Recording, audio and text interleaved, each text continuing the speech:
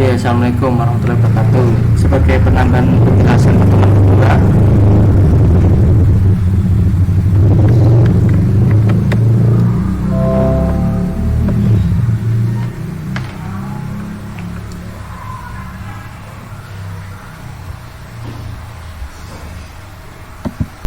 saya ingin menjelaskan tambahan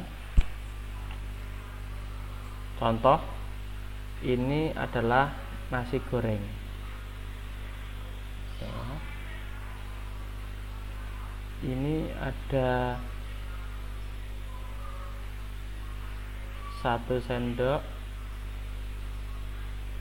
nasi goreng. Kita ibaratkan ini adalah populasi lasi. Ini adalah sampel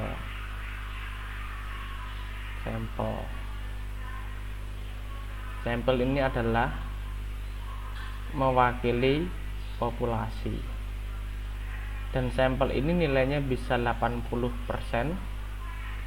mewakili rasa dari populasi, atau bahkan bisa mewakili sebesar 68% ya, rasa dari nasi goreng. Nah, untuk menciptakan nasi goreng ya, itu kita membutuhkan suatu bumbu ya. Bumbunya bisa bawang putih, bawang merah, bisa garam, bisa micin atau penyedap rasa, bisa ditambahi gula ataupun minyak sayur ya. Keenam ini adalah variabel. Ketambahan nasi ya, tambahan nasi N ya. Ini adalah yang disebut dengan variabel independen.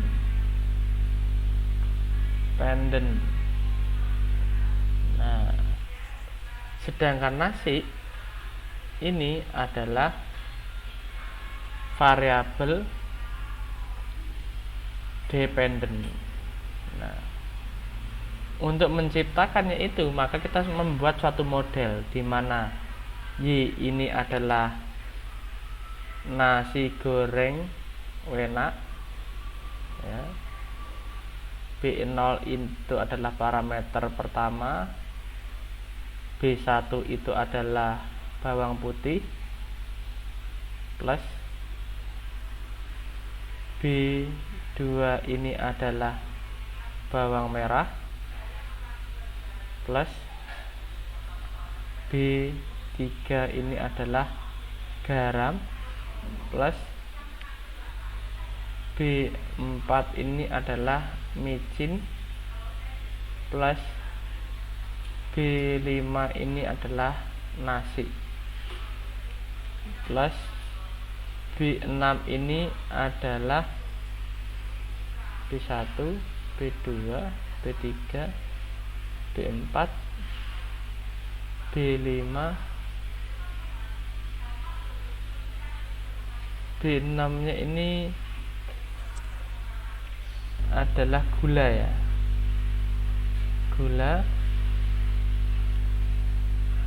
B7 adalah MS itu adalah minyak sayur. Oke.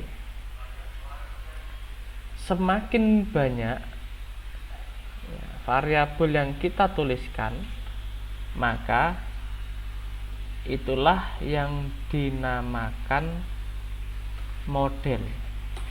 Nah, ini dinamakan model.